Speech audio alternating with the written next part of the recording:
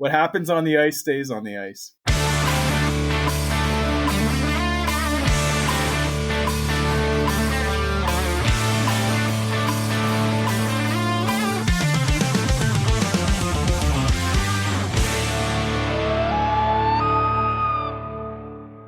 Welcome, everyone, to an exciting episode of the Average Ontario Anglers Fishing Podcast. This is now Season 3. Did you ever think we'd get this far, Jesse? I never thought we'd get past Episode 3, not alone 3 seasons worth. That's right. We had to say it again one more time, but this is Episode 1 of Season 3. We're super excited because we have an amazing guest today. And as we promised, we're going to have a lot of real professional guys and girls, people who know their stuff about fishing. We have a bunch of them lined up for you this year. We know that a lot of you might be a little concerned that it's 2 episodes a month only, but don't worry. We have tons and tons of content. We're going to have a great episode for you today. This will be a good example of what's in store for the rest of the year. To introduce our guest today, we have Donny. He's from one of the hot operators for Hotbox Huts. Say hi, Donny. Hey guys, Donny from Hotbox Huts here. And say hi too, Jesse. I'm here. He doesn't follow directions well, but we have, like I said, an awesome episode. It's all about ice fishing. And of course, it's January. That's what's on your mind, I hope. Or open water season, but you got a long wait. So why not go out ice fishing? We're going to talk about all kinds of safety stuff, but also techniques, tips, ways to get you on the ice and actually landing more fish. To start us off, though, we have an interesting fishing fact that Jesse has put together for us. So let's start us off with that. I was kind of thinking today, what is the best interesting fishing fact that we are going to start off the new year? I was thinking back, 2024 was a great year for me. And if you're listening to this, did you have a good year? You may be thinking, I had a pretty good year. Some people had crap years. Some people had amazing years. But in 2025, you are all going to have a great year. And I'll tell you why. One thing that I really enjoyed last year that me and Andrew did is we tried so many new lakes, new techniques, and fishing in new places that we've never done before. And I think one thing that me and Andrew love to do is we love learning. And I think that is an essential quality that every successful angler of any age needs to learn how to do, is to learn new things. So I found this article that I found very interesting. It's called The Angler's Edge: Why You Should Never Stop Learning. Now, I kind of went into some deep stuff about the brain synapses and stuff and like all the brain juice and all. Yeah, we're not going to do any of that. But I thought we could cover some of the points about different ways that we can learn and how we can improve as an angler so that in 2025, as we're fishing throughout the year, we can do better and we can enjoy the year better. So I thought we could go through some of these points and we can talk about them. So one of the ways that I learn a lot is when I fish with different people. Now, I know throughout the year, oftentimes we fish by ourselves oftentimes, and, usually, you have a pretty good day. But when you fish with someone like Andrew all the time, sometimes it gets annoying. So whenever we get to fish with someone new, someone exciting, a lot of people we get to fish with over the years, oftentimes you will realize that one thing that separates every angler is every single angler fishes slightly differently, don't they? No one fishes the same way. So the way that two people will fish the same species, the same river, the same lake, the same spot, the same everything, but they're doing something different. And in that regard, I find that you can learn something from anyone that you're fishing with.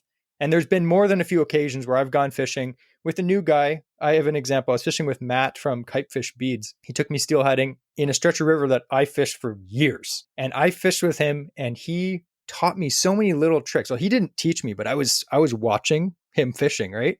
And I picked up so many little tips in the way that he fished. And I learned so much even in just a few hours. So I feel like anyone you're fishing with of any skill level, make sure you watch them, because even a beginner angler, someone just getting into the sport, they may do something that you never thought of. Has that ever happened to you, Andrew? Absolutely. And I have been outfished by my, at the time, 6-year-old nephew.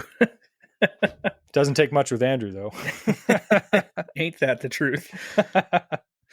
Another reason why it's always good to learn is because there's always so much that you can learn. I think there's a lot of anglers that get kind of cocky these days and they're like, oh, I'm an expert, this, I'm an expert that, I can't learn anything. You can't literally know everything about a species of fish. Like I remember watching a documentary about this guy who fished for muskies his whole life. And again, muskies are kind of, difficult to catch. They're elusive, but he was like 80 something years old.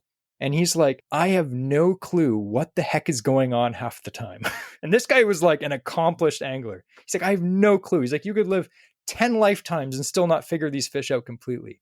So we should never think that, we're at the point where we don't have to try new things or learn new things, because we can always learn. There's always new things. And there's a few reasons why we have to do this. Now, number one is because fish adapt. Now, it would be really nice, wouldn't it, if fish literally did the same thing all the time and they ate the same baits, they're in the same spot, like, oh, that rock, there's always a fish there, or like the fish are going to be here this time of year and all that stuff. And unfortunately, fish have to adapt to different things in the environment. So they have to adapt to their environment, fishing pressure, water condition, climate change, all different stuff like that. And we're facing all that in this area. Like, we live in Southern Ontario. We have Kawartha Lakes, Lake Simcoe, all the areas around here that are fairly pressured waters, right? We have to adapt to how the fish are. How would you answer this, Donnie? I'm interested because you're out on the lake a lot. Do you think that fish can get used to certain baits and turn off of them? I used to think no. Experience has since taught me otherwise. I'm one of those guys like you're talking about that kind of get set in their old ways and maybe get a little cocky and think they know everything. I've fallen victim to that myself. The area of Lake Simcoe that I live on, there's a particularly good spot near us for perch fishing in open water, for example, that I thought I owned it. I mastered it. And then we went out with my friend Greg Emile, fishing for tails, a very well-known guide in Ontario. And I was fishing with him one day and he's like, hey, if you don't mind, can I give you some pointers? And at first I'm kind of like, wow, this is my spot. We're in your boat, but we're in my spot. But sure enough, the few little tips and tricks that he has suggested that I do, I doubled my catch rate. It was unbelievable. And it was just getting some fresh advice, a fresh idea, and trying something new. Where I've been trying the same thing for, it's been 8 years fishing that spot. So absolutely, open your mind, be willing to accept new ideas and new presentations for sure. Definitely. And it just brings to my mind, I know I mentioned it last season, but I was fishing with Travis from Kawartha Fishing Charters. And we were fishing first week of December, musky fishing, super cold water, like in the 30s. Again, I say to guides or guys that I'm fishing with that have a lot of experience, hey, I know how to fish, but if I'm doing something stupid or if you have any suggestions, please, like, I'm all ears. Like, I want to learn, right? So I'm fishing and he just looks at me and he's like, slower. I'm like, okay, I'm just like pulling the rod. He's like, slower, slower. 5 minutes later, I had slowly sped up out of I'm a fast reeler. And he's like, slower.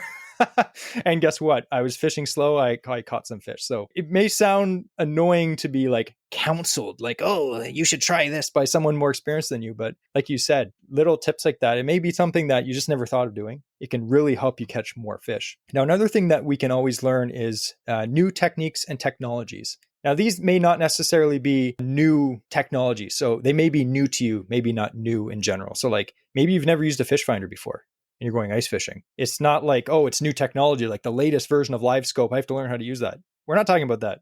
A regular fish finder, if you've never used one before, or a flasher, that's a one that a lot of people don't know how to use. They look at the dial, like the circle, and they're like, what the heck is that? It's some kind of weird Iron Man technology. Like, learn to use technology, because I know me and Andrew, when the times we've gone fishing for lake trout, if we didn't have a flasher, we would have been lost.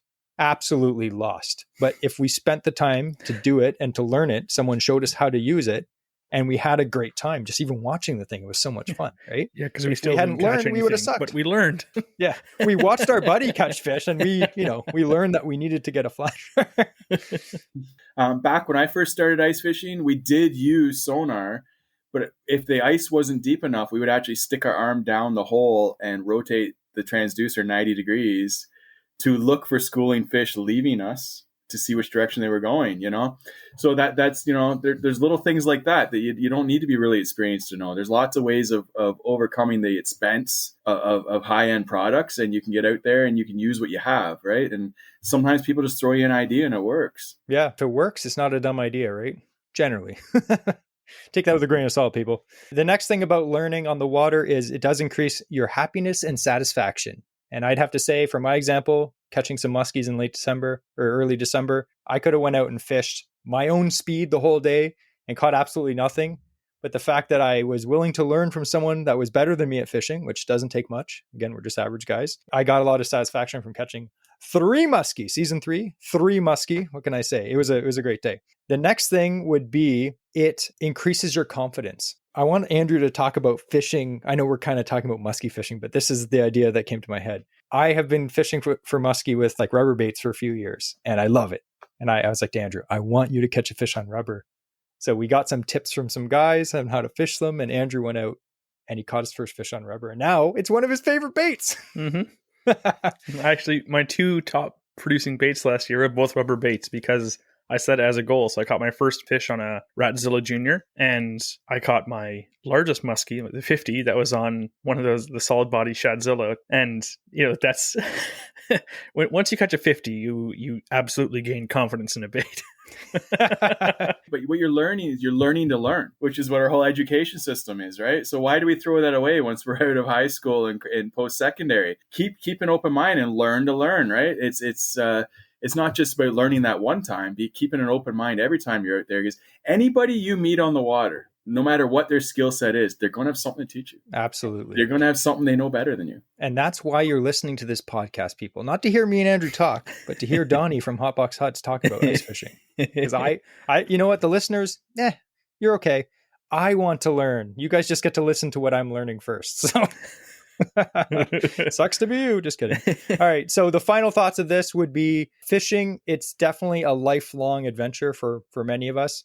And the more we embrace learning, the more exciting it becomes. There's so many new techniques and new fish and new spots you want to try. You get excited. It's not just the same thing over and over again. Hey, but if you like the same thing over and over again, you can do that. We're not going to be mad at you. But new stuff is fun. It's challenging. It's satisfying. I would say for everyone listening, make it a goal. I challenge every single one of you to try to learn one new thing this year. Learn a new lake. Learn how to read navionics. Learn to use a fish finder. Learn to fish a specific lure.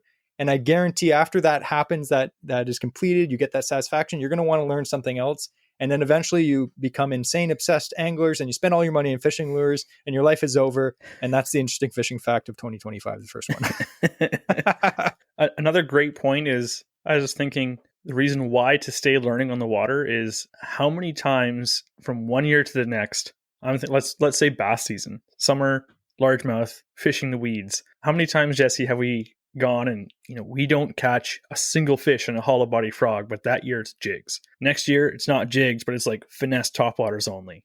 And next year they're only hitting worms. Like it it changes year to year. So if you're stuck in your ways, not only are you not going to be enjoying fishing as much, but you could be limiting how much you're catching. So absolutely, that's a good reminder. Keep learning. Learning is fun. Going on to our main topic. Again, this is all about ice fishing. Why are we talking about ice fishing? Because it's winter, that's what you do, and that's what our guest does. How long have you been operating huts for, Donny? The start was unofficial, but we're looking at maybe 10, 12 years now. Way back in the beginning, I just had, I didn't like having one hut. I liked having 3 personal huts because I wanted different options, right, for different species. And I found I got really hooked on buying things off of Kijiji, fishing gear, used fishing gear.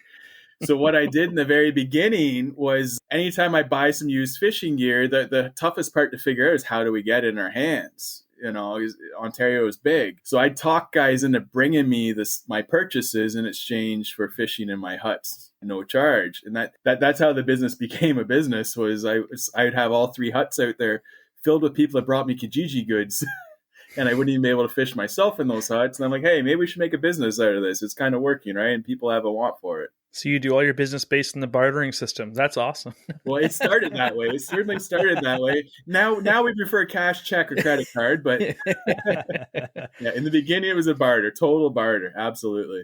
I've got a couple old broken rods you can have. We'll talk later after the show as to what hut I get to use. Fair enough.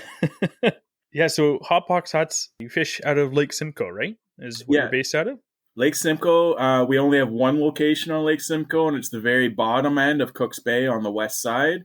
So if you're coming up from Toronto, we're within a mile of the first access point. So we're as close as you can get to the greater Toronto area from where we are. There's plenty of other options on the lake, though. We're not the only operator out there. There's got to be at least 15 of us now covering the whole perimeter. But yeah, we're pretty much the first in line when you're coming up from the city. That's awesome. We're going to talk first about probably the most important subject to breach when we're talking about ice fishing is safety, because catching fish in the ice is fun. We'll get to that. Absolutely. But if you do it in an unsafe manner, you don't have any fun. And possibly neither do your friends and family if something really bad happens. So we're going to talk. Yeah, too soon. We're getting real. Yeah. And I apologize for anyone who has had to deal with any of that, because there's every year every year people still go through the ice. Every year there's always some, statistics. They're always present every single year. So it's an important thing just to cover. We're going to get that done first. So what is safe ice for fishing? What would you classify safe ice as? I'm going to jump into the group that's going to say no ice is safe ice, and that's the truth. You're on a layer of solid water above fluid water that's subjected to various environmental conditions that can change hourly, if not daily, hourly. So again, no ice is safe ice. You'll notice when we do our ice reports, which we regularly post up on YouTube and socials, our comment when we're measuring the ice is we are measuring between 0 and our actual ice measurement, because we know that out there's always going to be pressure cracks that are open. There's always going to be holes that are open. There's always going to be, even if someone drills an 8-inch hole and fishes in a pop-up, or they drill multiple of them, when they leave with their pop-up, those holes are still there.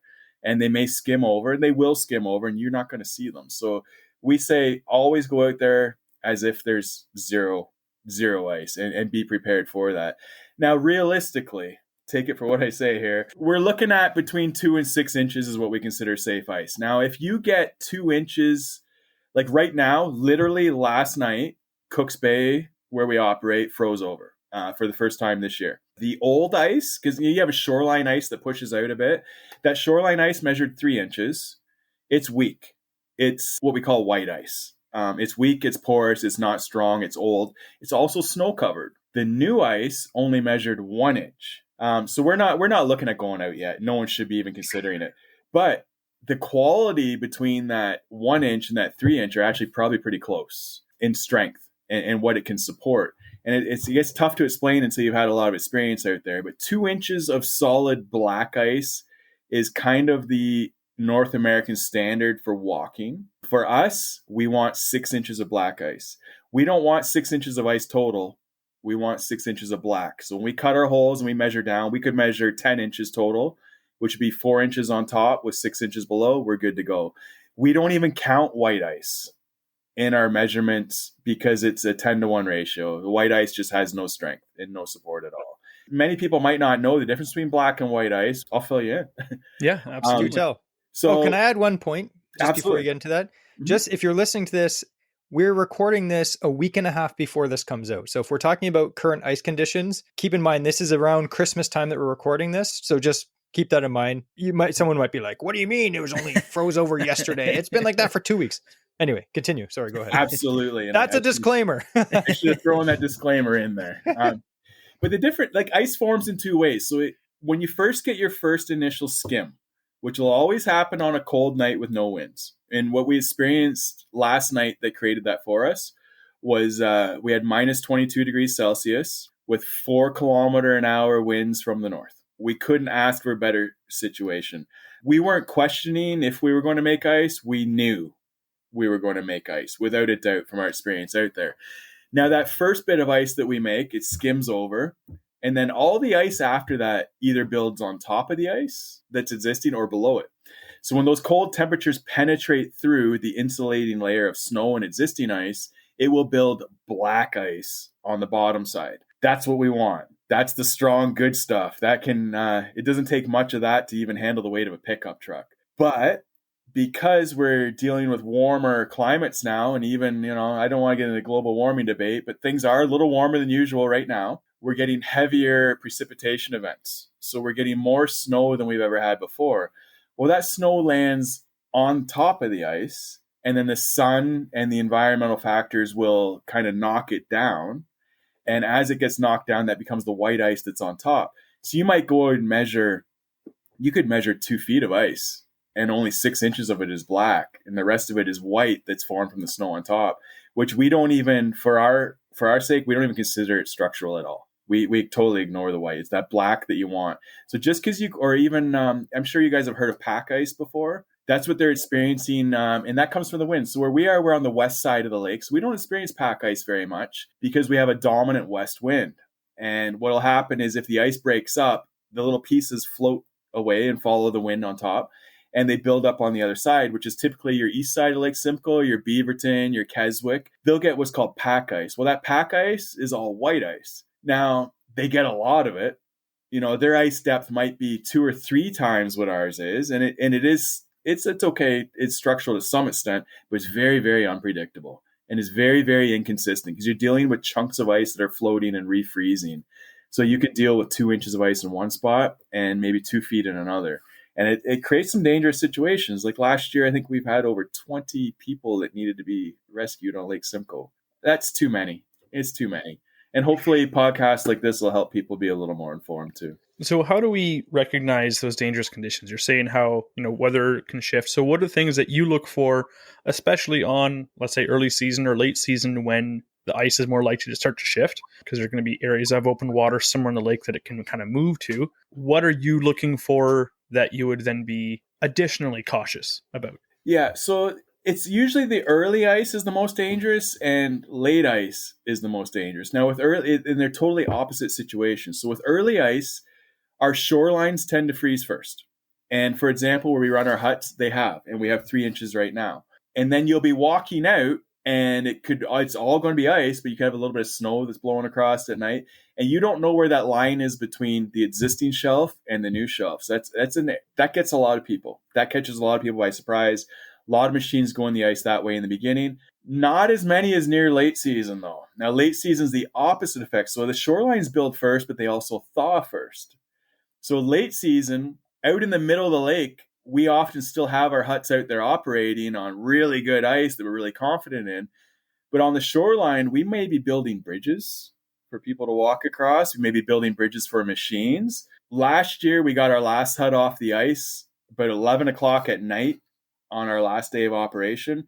And the very next day on that shoreline where we had just pulled huts that weigh thousands of pounds, you couldn't walk. We were falling through with our muck boots. That's how quick it can change. I've actually myself been caught out running some errands and late season cleanup. Like we use blocks under our huts, right? So we got to chip them out of the ice at the end. So we get all the huts off. I went out there with my little Husky. It's like a snow dog kind of machine, with a trailer or sleighs behind me to go and pick up all my little blocks of wood. I went out fine. I was fine when I came out. When I came in, I sunk my machine in a matter of hours. So the ice I went out on wasn't the same as the ice I came back on.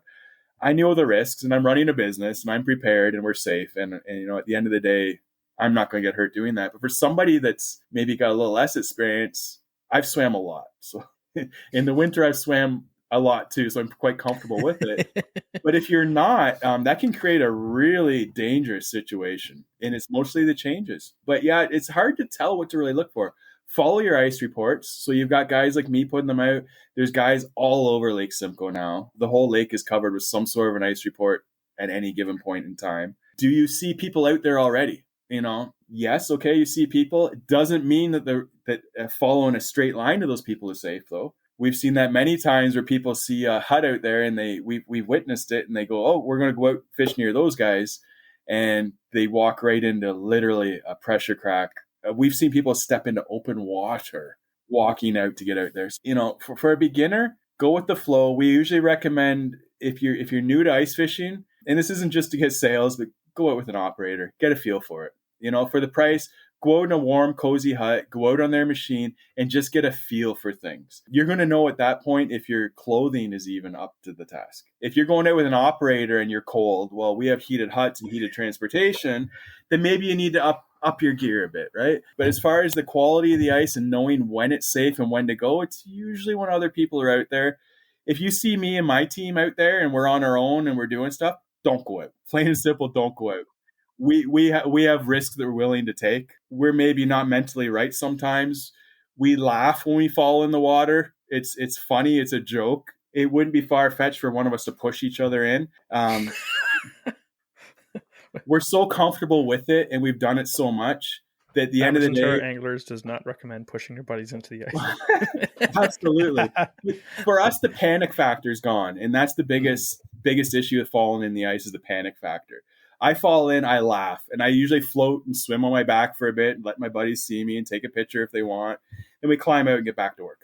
For somebody that hasn't experienced cold water like that before, even for me, it's not fun. I don't enjoy it. I don't do it on purpose, and I certainly never would. But it's really hard to really know the ice conditions unless you're getting advice from somebody. And these days with social media, you got to really watch the sources of that advice.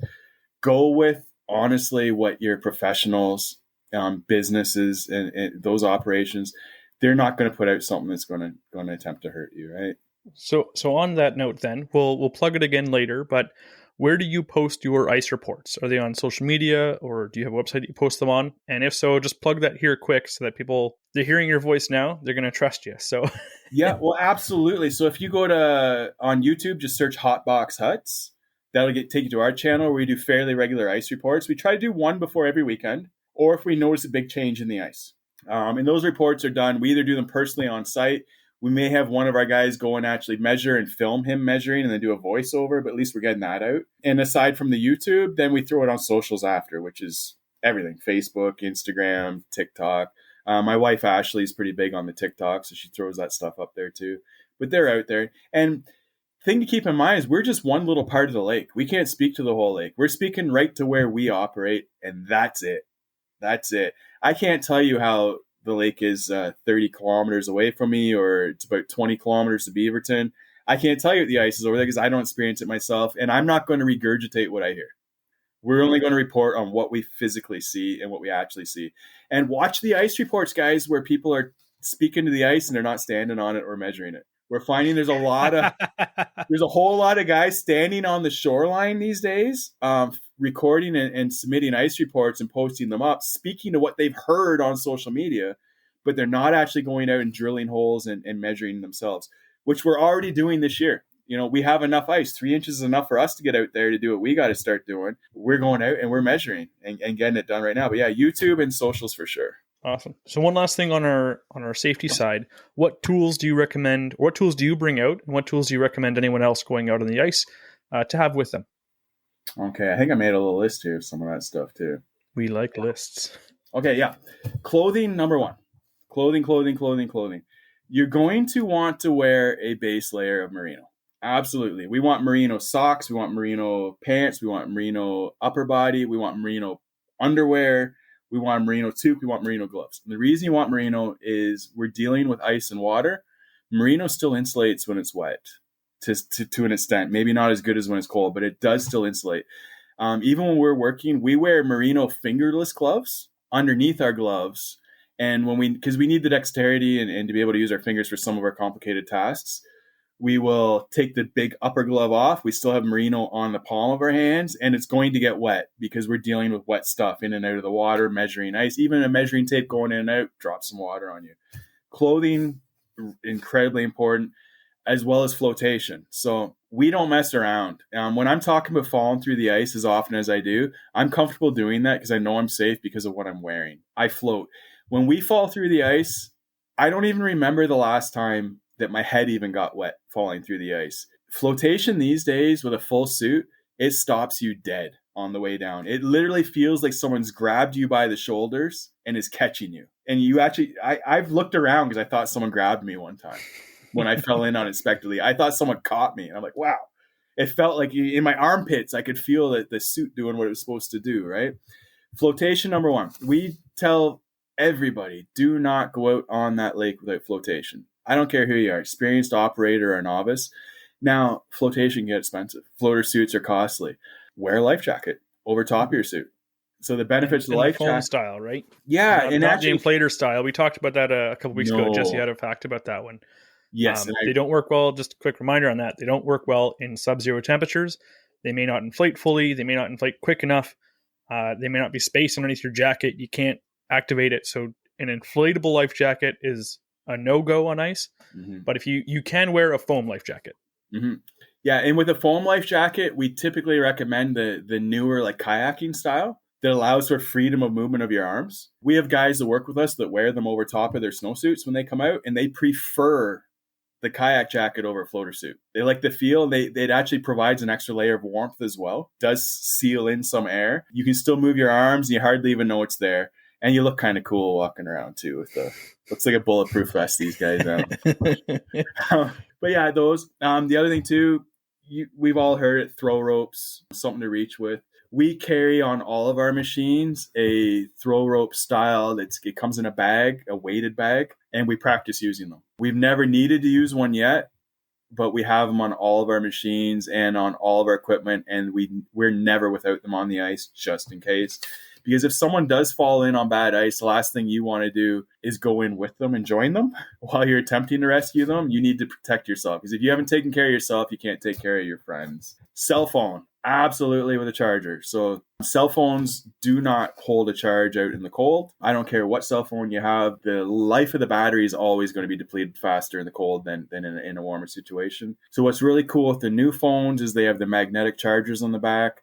We suggest that you bring a 10,000 amp hour little battery pack with a magnet. Screw the cables and the cords and whatnot. Just go with the magnet, slam it on there. That's going to keep your phone warm while it's charging, so you know you're going to need it. So we plug we attach that to our phone right away. Our phone goes inside in a zippered pocket.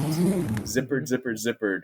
Anyone that knows me will hear me talk about zippered pockets in the winter, because if you take a machine of mine out on the ice and you're working with me and you get off that machine and you're taking the key, I want it in a zippered pocket because I'm going to need that key later too.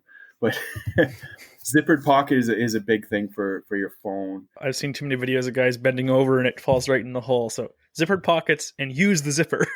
Use the zipper. I insist. I have personally lost too many phones down the ice.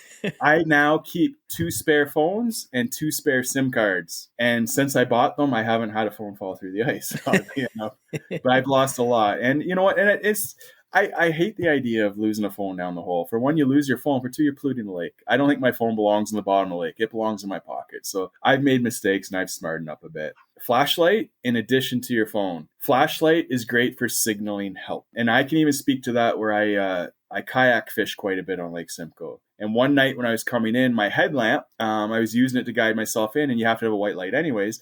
I actually had a gentleman leave his cottage, jump on his jet ski, and rush out to me. Because when I was looking side to side with my headlamp, he thought I was signaling SOS. So it does work and it does get attention. The other thing that most people overlook these days is a whistle. A whistle that works when it's wet. If any of us hear a whistle on the lake, we're coming. You're coming. We all know what a whistle means. If someone's screaming out with a whistle, they need help, right? Keep a whistle on you. I keep a whistle. It's also got a compass on it, all in one. And I keep it right close to my chest. So if I go under, it's right here. I don't have to reach underwater into a pocket. It's right here. I've never needed it yet. But it's such a cheap thing too. Like a whistle, $7-8, it could save your life. Why not have one? Absolutely. And I was mentioning the compass. When the winds pick up on the lake, the snow can blow. I have been lost myself on the lake on foot, less than 500 meters from shore. I ended up approaching shore and coming in over 2 kilometers from where I thought I was going because my phone died, because I did not have that battery pack in my zippered pocket like I now save. So any of the things I come out with here, I've learned the hard way. And a good thing you note about that compass too, because I've experienced a couple times, if there's a snowstorm on the lake, you'll lose GPS signal. Mm-hmm. Like, you can't trust the technology. Yes, if I have the option between using a compass or my GPS, I will choose a GPS. But there are sometimes it doesn't work. And again, it could be the battery dies or whatnot. Well, and here's one tip for navigating with direction, and this is a good thing to really put in the podcast too, is us ice hut operators. So a lot of us will put trees out on our roads going out to our villages. Our trees do not aim towards shore. Our trees aim to the north. And that's something that can benefit other people when they're coming off the lake as well. If you see a tree and it's from an operator on a known road, those trees are tipped to the north. So that'll help you find your bearings and your routing that way. I didn't know that. That is a really good tip. It helps us as well as the other anglers out there too, because we get lost too. We experience high winds. We're out there in the big snow events, and we're out there all night long sometimes, and we can't see a dang thing. With those trees help save us as well. One of the little things that matters more than people seem to think, and it helps a lot, is seriously those little hot packs. I stuff hot packs in every pocket of my suit when I go out, and I give them out like donations as needed, because you know what? Nothing will ruin your day more than having cold feet and cold hands. It's uncomfortable fishing with cold feet. It's instinctive to get out of that situation, to get to warm feet. So if you can change your socks and throw hot packs in there, that'll keep you out there a little longer. And your hands, if you go to chase that pike down the hole that you missed, and you might be up to your elbow in water. Well, now you come out and you're soaked to here, and it's your only sweater. Well, those hot packs will help, right? Definitely, that's the equipment you need out there. Oh, a buddy. Do not, under any circumstances, even ourselves as professionals, we do not go out in the lake in early and late ice by ourselves. We always have someone with us.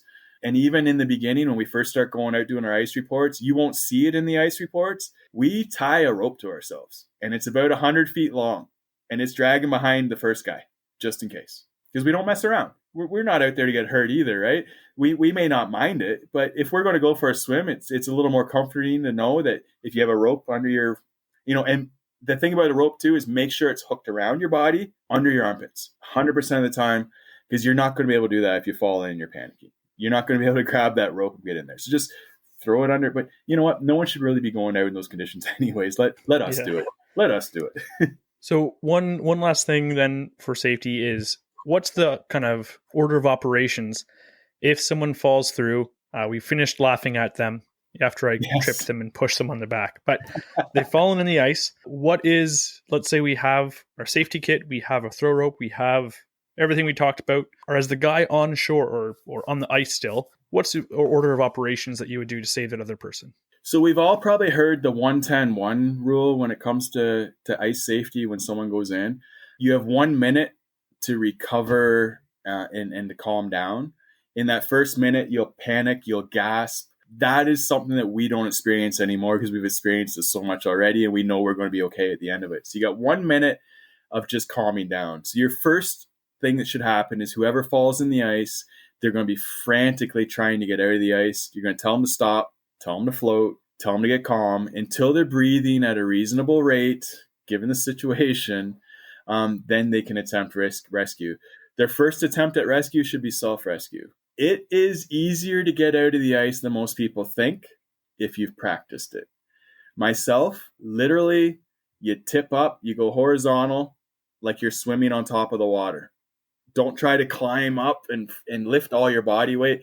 Go horizontal, let the water do the work, let the buoyancy of your body do the work. Kick your feet like crazy. I have picks always. I've never even needed them. Just between my arms and my elbows, and even on wet, slippery ice, that kicking and going fully horizontal, I'm out in a matter of seconds. If self-rescue doesn't work, which is not going to work for everybody, because not everybody falls through the ice all the time, and it could be the first time, it could be quite intimidating. You have 10 minutes of a window before they won't be able to self-rescue. The temperature will start shutting down their nervous system, and their muscles are going to be at about 50% of the strength they would have in the beginning when they first fell in. Then we're hitting danger zone. After that 10 minutes, you've got about 1 hour, though, before you hit hypothermic conditions.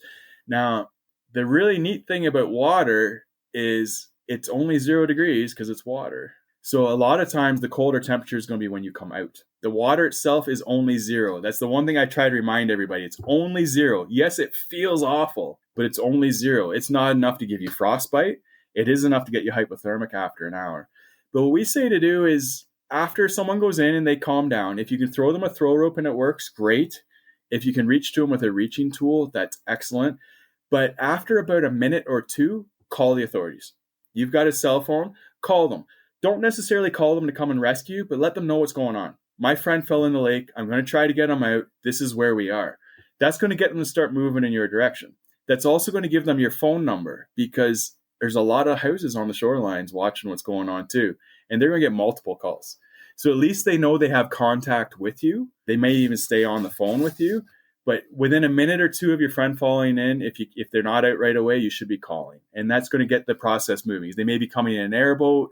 They may be coming from shore, whatever method it is. But at least that gets them coming to you because you only have about an hour for things to get hypothermic. And I have experienced hypothermia before. It's not a fun situation. It takes days, if not weeks, to actually come back from.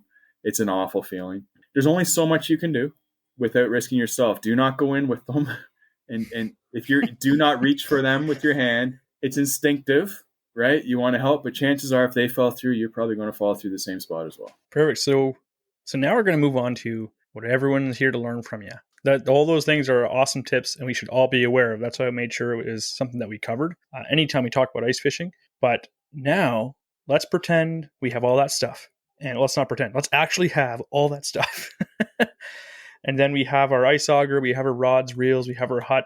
If we're setting on a hut, we have our clothing, ice scoops, our heater if we want. Now we want to go fishing.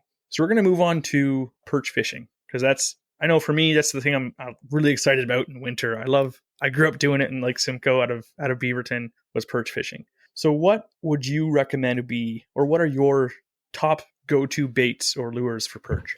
I made a note about that too. So perch fishing is also my favorite winter fishing. I fish for perch more than anything else, and I'm obsessed. Absolutely obsessed. And I'll even challenge people, and I say it, and at first they kind of question me, but I'm like, if you want to know the caliber of the angler you're fishing with, or the caliber of the angler you're listening to, it's how good they are at catching jumbo perch. It's not that easy to consistently catch jumbo perch. I think it takes a highly skilled angler to be able to do so. And I absolutely believe that. And the tournaments will show it because the same guys are winning the same tournaments year after year. And there's a reason for that. And I'd like to let all our listeners know I am average. Fair enough. So the big thing with perch is they are schooling fish. What we find is we see a lot of new people come out with huts or pop-ups, and they go out and they drill a hole, and they're looking for weeds. And that's not what you want with perch. With perch on Lake Simcoe, now keep in mind I'm speaking specifically to Lake Simcoe, Cooks Bay, where I fish. Things could be different elsewhere. You're looking for open, sandy flats.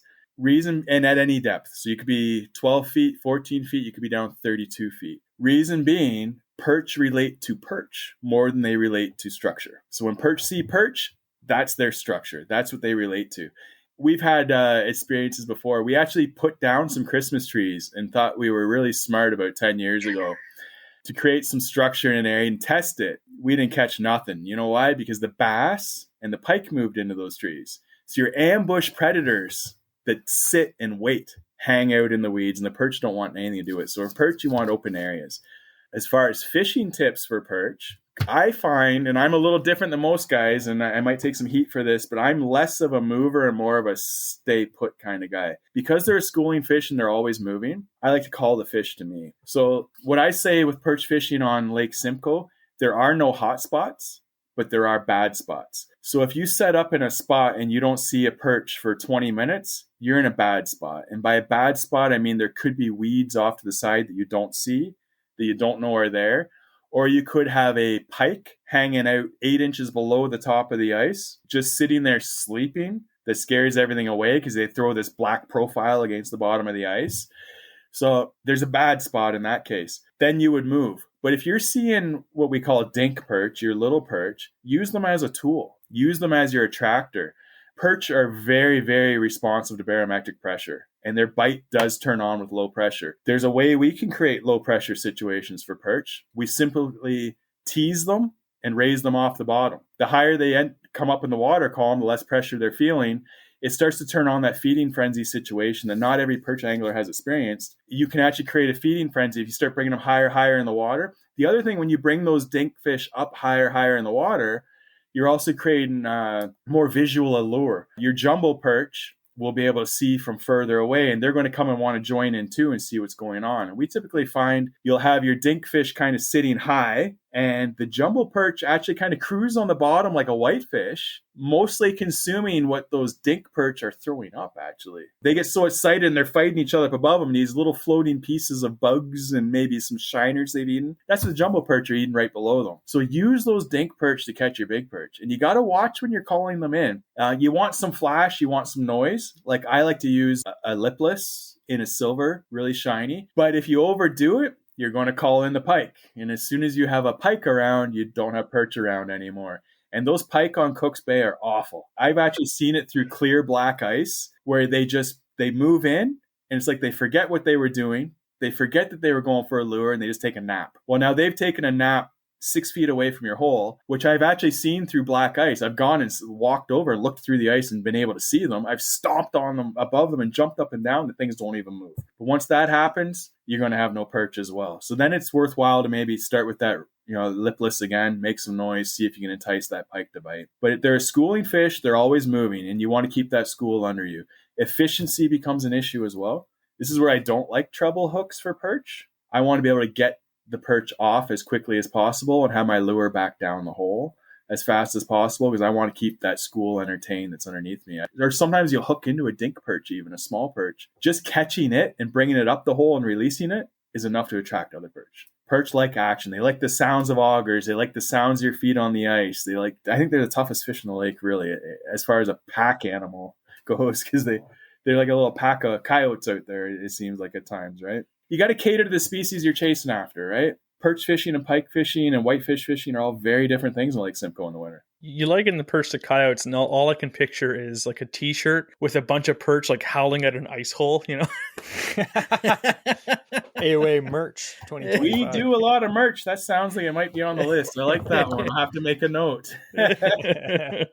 Those are some good tips for sure. We've been doing that a lot ourselves. What we'll do is we like to use little lipless and stuff, like a little rapalas and stuff like that, and just pound the bottom, make a little bit of a cloud, shake it around. And that is true. Sometimes you'll get a big pike that swims in, and I've caught some really nice pike out of Cook's Bay when I'm perch fishing, and it does definitely scare off all the perch. So you're just like, you have a whole school of perch. All of a sudden you'll see, because we have an underwater camera, we'll see just a pike swim in, grab your spoon, or just not even grab it and just scare all the fish, just scatter. They're gone like cockroaches when you turn the light on, right? So that's a good tip of, a little bit of flash, but not too much. You don't want to attract those big pike, because pike can be annoying if you're not fishing for them. Yeah. So what are some of your top baits then when you are going for perch? What are some that you like to use? Depends on the situation, same as always. So if you have nothing under you and nothing around at all, our number one go-to, and I'm guilty of tying one on at the start of the season and leaving it there all season long, and that's a McGathy Simcoe Slayer slab grabber. So we have those available in our custom colors. So they've actually made them for us with glow paint on them, and some red and some black and a red bead. So that lure there is magic. If you could only have one, that's the one to have. I actually pinch the barb down on them. I don't use the barb. And that lure right there, we teach our clients how to use them. There's a timing to that lure. So when you rip it up fast, it spins on the way up. Then you drop it, it shoots out to the side, as you guys know, and then it'll eventually pendulum down to being directly below you and stop. That's when most perch suck in that little bead. They don't go for the whole lure, they go for the bead, because in my thinking, the perch aren't after the whole lure, they're after the bead because they think they're stealing food from another fish. Perch are thieves. They're coyotes. They're pack animals. They actually go for the bead, not the whole lure. You will never get that whole lure in a perch's mouth. And people think it's too big, but that's actually ideal. So now that perch, you usually sight fishing, they get it on that stop. You reel in really quick. You get that perch. Well, now all you have to do is grab that slab grabber because it's already sticking out of its mouth, invert it, perch falls off, you can fire that slab grabber back down the hole, and within 5 seconds, you're catching another fish. That is the go-to. Once the fish are in the area, and by the way, only one person can run those in a hut at a time. They run out. I know why. Yes, they run out to the side, and you're going to have some tangles. But one person should be running that at all times if you don't have a large school under you. Once the school's there, we found we have Sci-Fly making the Simcoe bugs. He makes some cool glow ones for us, but honestly, they all work really, really well. Now, they're not so much an attractor because they don't have flash and they're very small lures. But once the perch are under you, works really well. Again, it's got that single hook for easy off, which I always appreciate. The other option, if you're dealing with maybe some newer clients or maybe even kids that, aren't going to really hammer down the action of the lure that's required, we throw and we sell them as well. We have Hotbox Huts branded Meigs. They're in 1/4 ounce, and we use them as the weight of a drop shot rig, an ice fishing drop shot rig. So we'll throw the Meigs on the bottom with nothing on it. We'll fish it like a typical Meigs with a high hook about 12, 18 inches up with a minnow. If people want to bring maggots, they work well. And mealworms from the pet stores work really well. That's it right there. That's the one. Yeah, so one of those on the bottom. And what's really neat about that is you'll find quite often you'll be high hooking a lot of small perch, and then the jumbos come in and hammer that Meigs as the weight on the bottom, because the jumbos mid-season are typically just vacuum cleaners on the bottom. It changes a bit later when you get to late ice, but in the beginning, they're just vacuum cleaners following the schools around, playing it safe. They got big by playing it safe, by sticking to the bottom where they're not going to get swallowed up by a pike. I do like, one of the things I like to do is I'll fish, like a jig of Meigs or something down below, and then a few inches up. Sometimes even have it close, I'll like 6 inches up only. I like a fly, like let's say a little Prince nymph or a copper john or something. So it can sink it too, but it's not bringing your bait down. And sometimes on those really light bite days, like we had a couple last year where they weren't touching anything bigger than like a speck. Like that's all they wanted. And so you'd be pounding the bottom and you stirring up the silt, and perch would come in and they just wouldn't hit that 1/4 ounce jig, whatever it is. And then I just dropped my rod tip a bit, and you'd see on the camera that little speck just drop down right in front of their face. They couldn't resist it. They'd eat it pretty much every single time. So even that, we were finding dropping down that finesse presentation when we have their attention, just drop it down a bit and you'd hook up with it too. Yeah, but we can dig even a bit deeper in that, and it's going to really help people catch fish when there's a light bite. Perch only. This is specific to perch. So most fish, when they come in and they're I'm your little lure, right? And here comes a bass. Bass come in 100 mile an hour, open their mouth and go over it and keep moving their body forward and also suck in water at the same time as their lure. A perch will come up to that lure. They stop dead and they go, and you get one shot. So it's called a flare. So they stop dead of the bait every time, and they flare and they suck the bait into their mouth, which makes them different than a bass and a pike because they don't act that way, right? So you want to get that bait in their mouth. Well, if they have a light bite, that's usually because they're well fed. There could be a hatch in the lake at that time, or there could be an excess of shiners in the area. That light bite is because they have full bellies. When they have full bellies, that suction is even lighter. So again, like you said, you want to go with something small like a fly, or if you're using a minnow, what you really want to do is pinch everything off, just have the head or even a piece of the minnow, but you want the hook shank, the hook point, to be the tail of your lure at that point. So when they do that, the first thing going in their mouth is that hook. And that's the number one reason we see clients not catch fish is too much meat on their hooks. So let's move on to talking about perch fishing, and we hate it when a pike moves in. But now let's say we got excited because we also brought our pike rod. Yeah. So that's what Jesse and I like to do, because when we're lazy and don't want to move, we'll just start switching up the species we're going for. What are some pike techniques then? So first of all, any bait or lures if they are in the area, but also like what kind of areas are you looking for if you were targeting pike to begin with? Yeah, so pike on Cook's Bay, again, this is specific to where we operate. I can't speak to other areas, and I'm not even going to try. Pike really are masters of their environment, no matter where they are.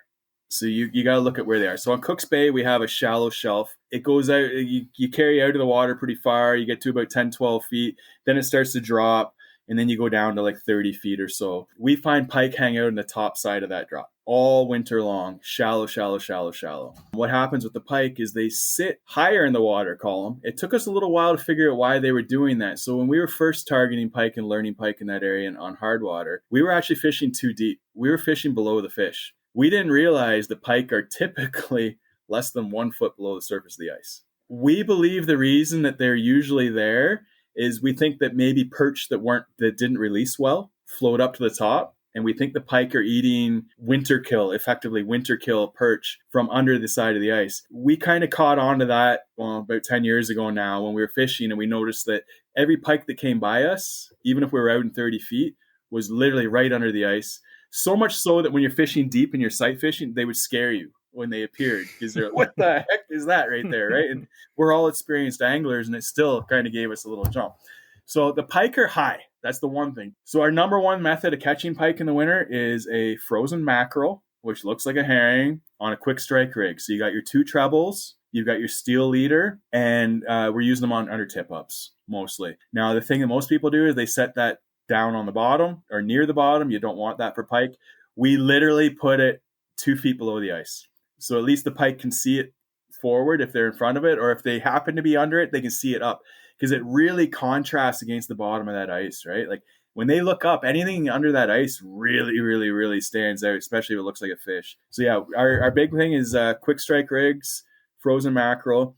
If we're fishing out of a hut and we're fishing perch and we don't want to target pike, we keep that lipless. That little one you had, Jesse, was amazing. That's very similar. We'll keep that on a rod close by, and we'll throw that down there to try to entice a pike to bite. But that's our number one pike approach, is definitely that frozen mackerel. You do have to squeeze the mackerel to get the air bladder to pop, to get it to sink. But once you've done that, you just sit it down there and keep it maybe 20 feet away from your hut, because you also don't want to scare the perch away either. Keep it far enough away from your hut, but keep it legal so you can see it. And that's our go-to for pike for sure. Most people hook pike in our huts as they're reeling in their line, and their tiny little perch lure is passing that last 2 feet of the water column before it comes out.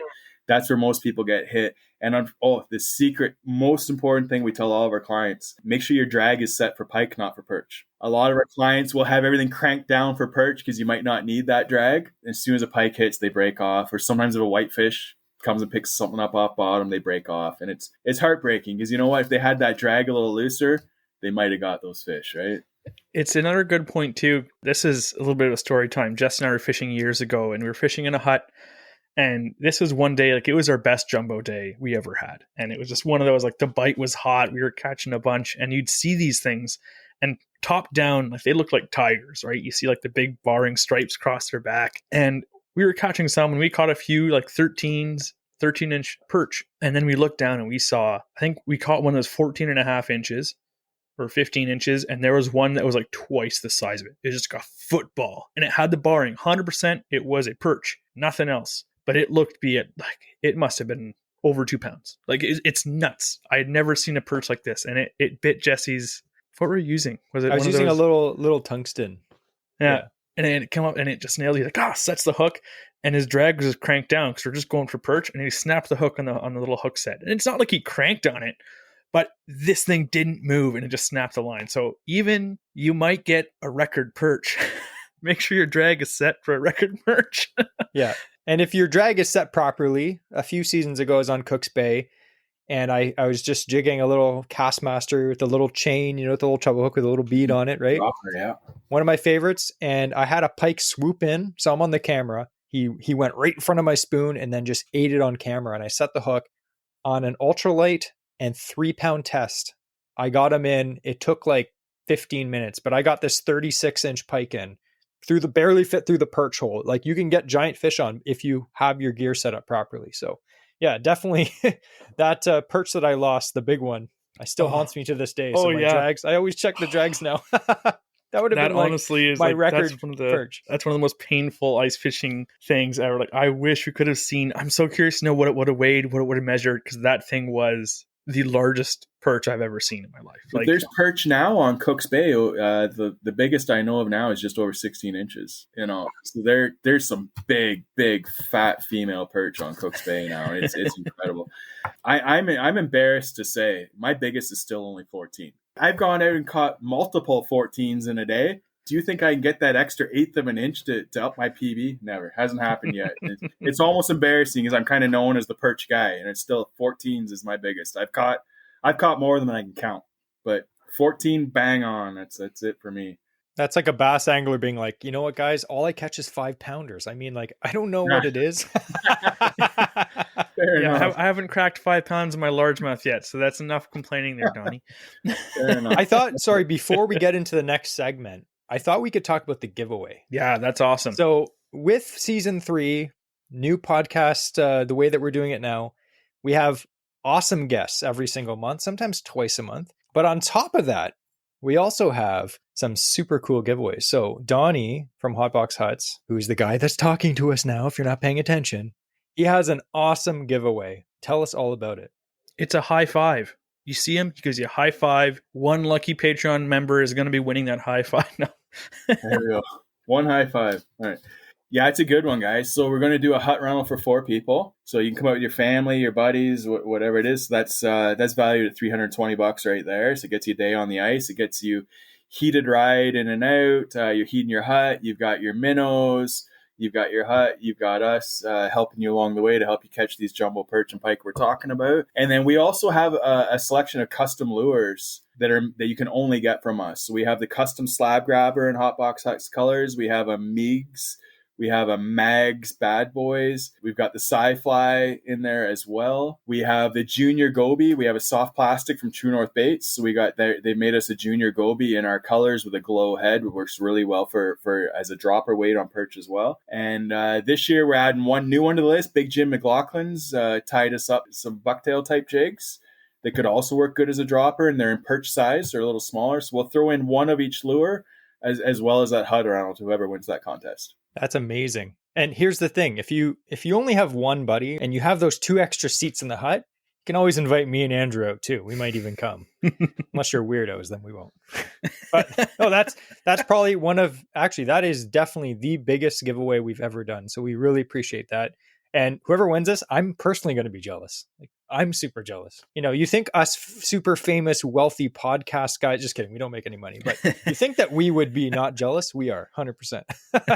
So that's awesome. That's quite a haul. This year too, we're throwing in some new on ice stuff out there. So we're going to be selling our own branded pepperettes this year too. So that'll help keep you fueled when you're out there. We purchased a portable sauna on a mobile trailer. So this is awesome. It's 10 feet long. It's ginormous, and it's got a dome on one end, like a viewing dome, and it's mobile. So we're going to bring that out this year. That'll be something that'll be available for people to use during the day. If they get bored fishing, they can jump in the sauna.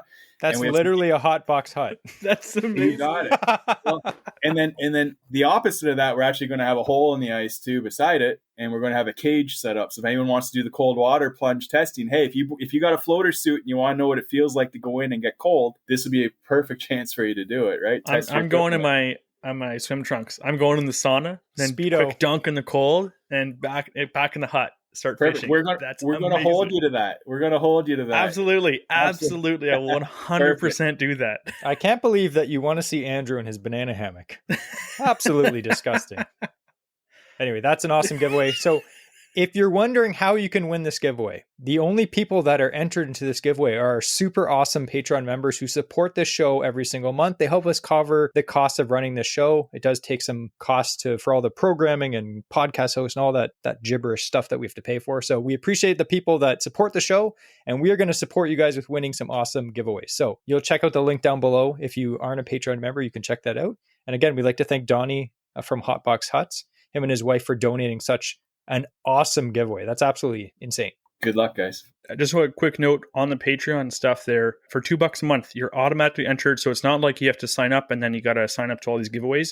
You're automatically entered. So as soon as you're a Patreon member, you're in there. And even still, if you don't want to do a year-long commitment, let's say you want to win this one giveaway. Hop on to Patreon as soon as we draw it, and hopefully you win. You can cancel Patreon if you want. We'd like it if you didn't, but you don't have to. So I just want to point that out. You are automatically entered as soon as you become a Patreon member. And I'm going to encourage people to join on as a Patreon member too. I've listened to all your podcasts now. They're great when I'm driving.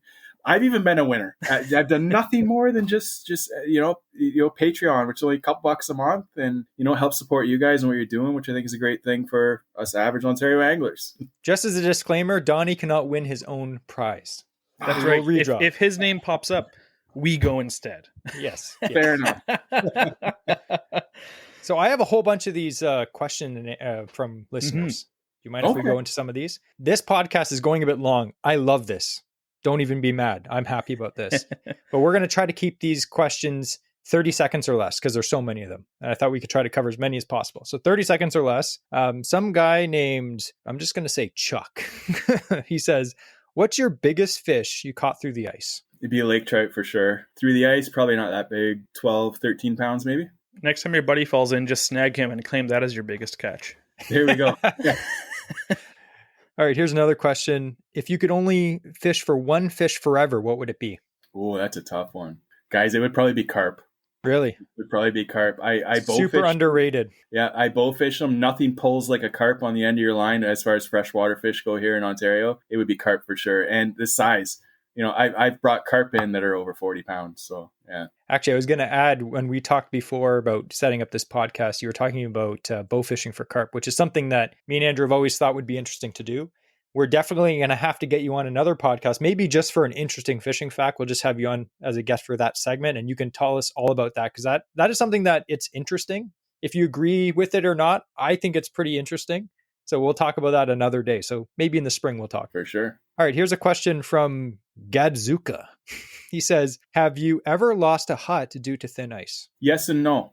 We have had huts enter the water. We have retrieved them. Most of that was due to negligence on our own part in the very beginning. So if you have a permanent hut out there, you need to be able to check on it every couple of days at minimum, right?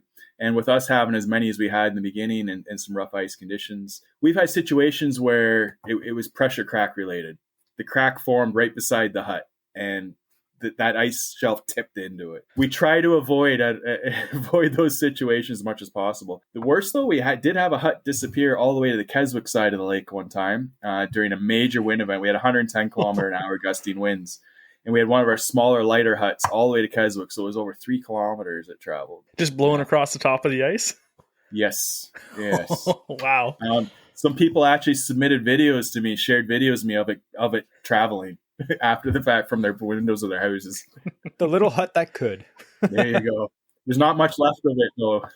The amount of times people have seen me just trying to like sprint after a bucket that's flying across the ice.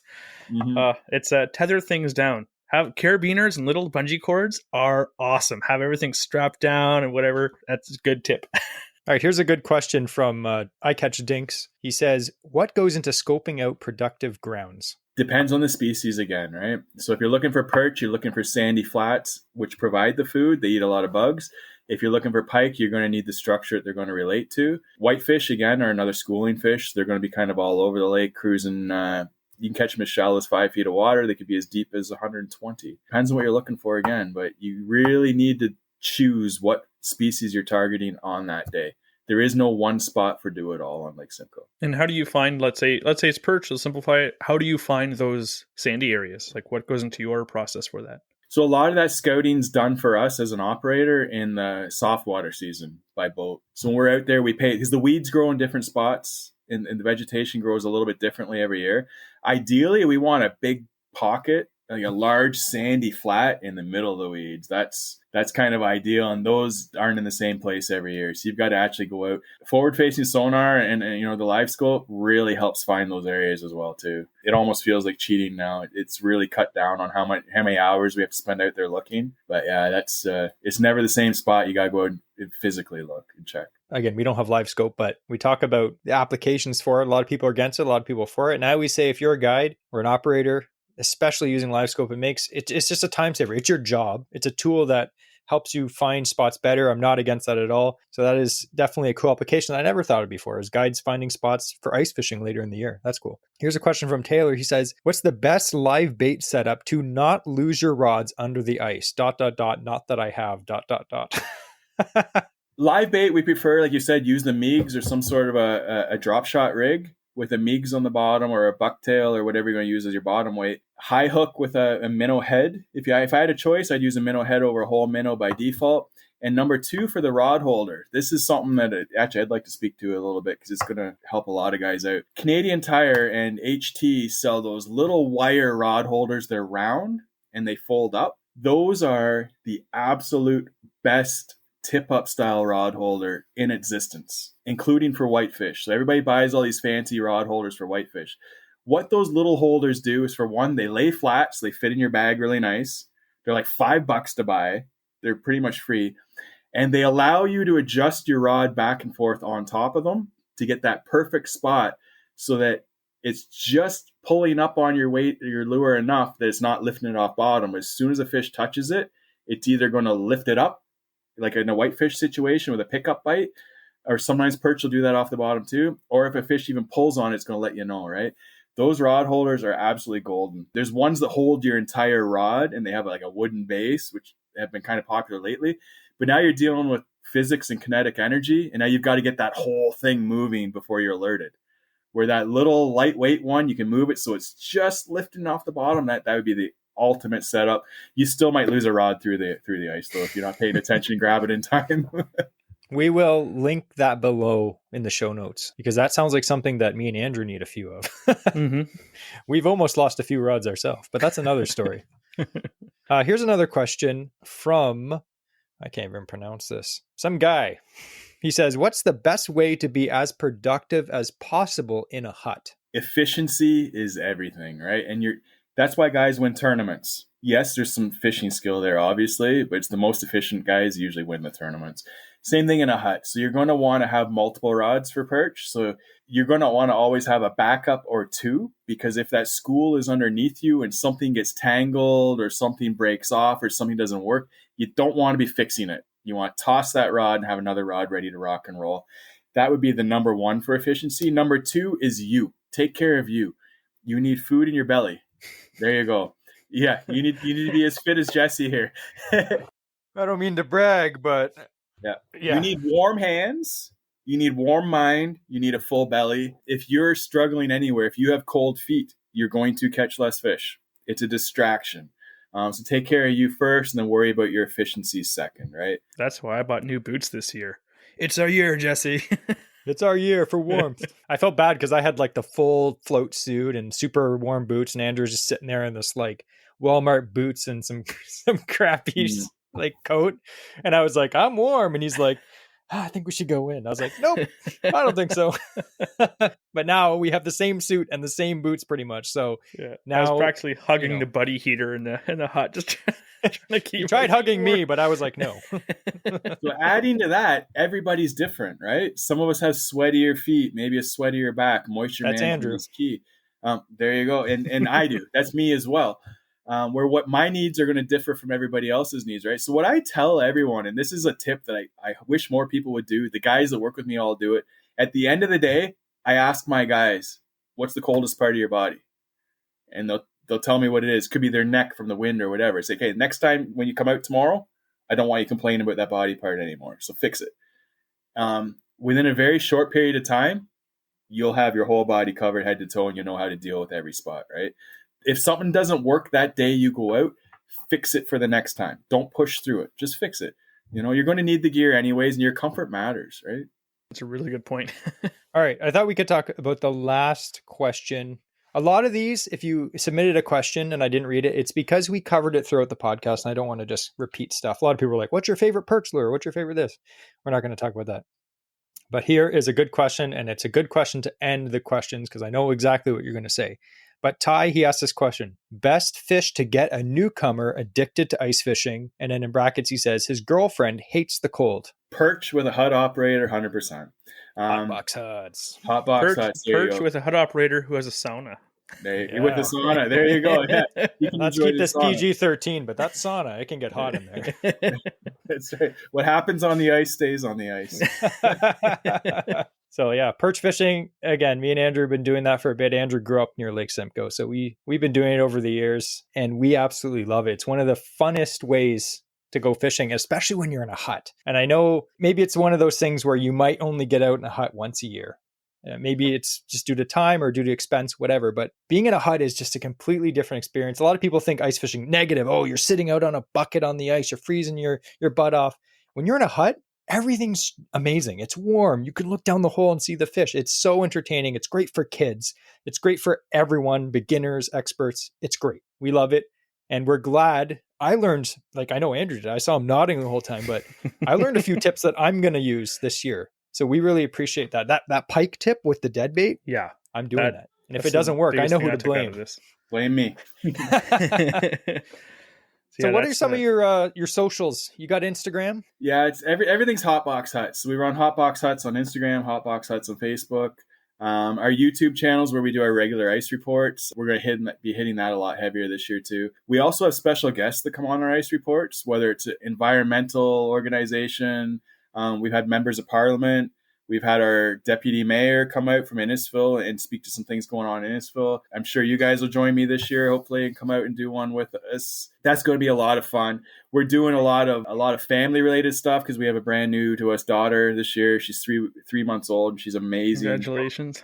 Thank you very much. So we're doing, even right now, it'll still be active when you put this up. We have a coloring contest on our Facebook page. So you can submit a colored picture and get a free hut rental as a prize, right? As a draw prize for that.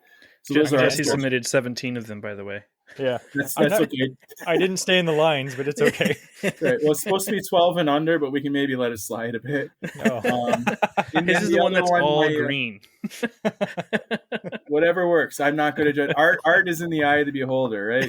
Whatever you like is good art. And then the other thing, in addition to that, my wife, she runs Unbroken Outdoors. So she's got a very popular TikTok channel. She puts a lot of her Hotbox Huts ice reports and that on that TikTok channel and Unbroken Outdoors. And she's got the same socials along with that, your Instagram and your Facebook too. So we'll link everything down in the show notes. Again, I've been following you guys on YouTube for years, just for the ice reports, because that is very, very valuable information. So at the very least, if you're going to fish Lake Simcoe, especially Cook's Bay. Make sure you're following them on YouTube as well. But you should be following them anyway, because they're giving away a sick ice hut rental that you could win. And remember, those 2 extra seats, me and Andrew are available. 100%. One last thing I wanted to mention, again, like you have some awesome stuff that you're providing, not only for the giveaway, but just in general as a hut runner. Is there anything else that we haven't talked about that you offer, or you wanted to pitch in about what you do? We know you get people on fish. You get people in your hut. You have heat. You got a cool sauna, cold plunge. You got some pepperoni sticks there. You got some baits they can only get from you. Is there anything else I'm missing? The only thing, we already hit on it. We do bow fishing in the off season, right? So in the spring, we do bow fishing for carp on Cook's Bay. I don't do open water guiding anymore. We used to. We just kind of moved away from that. We can only handle so much. But we like to be experts at what we do, and you can't be an expert if you do everything. So we're going to focus. Yeah. That's why I do nothing. That's why we suck at everything. We're going to stick to what we know best, right? And that's what we're going to continue doing. Excellent. So before we end the episode, we want to give another big shout out to our Patreon members. Thank you so much for helping support this podcast. And we wish you all the best chances to be able to win this awesome giveaway that Hotbox Huts has set up for us. Well, for you, not for us, for you. We also want to thank all of our listeners. If you have a chance, please rate, review us. Send us in a review on Spotify or Apple, whatever. And if it's entertaining, if it's 5 stars especially, we'll read it sometimes in the podcast. So make it entertaining, have fun with it. Let us know what you think of the podcast. Again, we have a lot of awesome stuff this year coming to you. This is just a sampling. And I think we did pretty good. What do you think, Jesse? I thought it was amazing. And honestly, we've talked about this a few times. This year for our podcast is going to be all about learning new things. And we're going to learn from people that are very good at what they do. Smarter than us. Yes. So we do appreciate Donny for coming on, because he has way more experience probably in 1 year fishing on Simcoe than I do in my whole life. So I'm very happy to learn from someone like that. So we do appreciate you spending the time, especially like during the holiday season, blocking off 2 hours of your time to come on the podcast. We really appreciate it. Well, thanks for having me on too, guys. Like I'm a fan, so it's pretty cool to be on here. You guys too. Happy to have you. Now, we were saying how there's changes to the podcast. One thing that hasn't changed is, as tradition states, the quote of the week. And to handle that, Donny. All right, guys. So I often get asked how the bite is, and my answer is always the fishing is good for good fishermen. So keep learning, guys. So that's why it sucks for me.